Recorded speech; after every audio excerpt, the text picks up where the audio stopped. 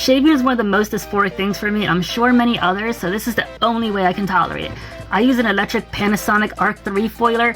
This isn't an ad or anything, any foiler will work. This is just what I happen to use for the past 3 years. It has to have a top like this to know it's really a foiler.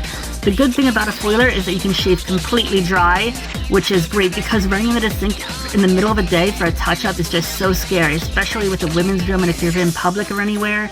It also shaves way closer than any razor I've ever used. I've used single blade, I've used multi-blade, I've used things like this, and I've had tops of foilers that look like the things that look like this I've used too. Nothing gets nearly as close.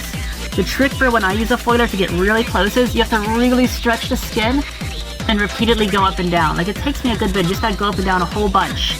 But I can shave in under a minute now, which really helps with my dysphoria a ton. I also don't just use this on my face, I use it on my legs, I use it on my arm, and it also doesn't give me any razor burn, which is really awesome and a huge plus.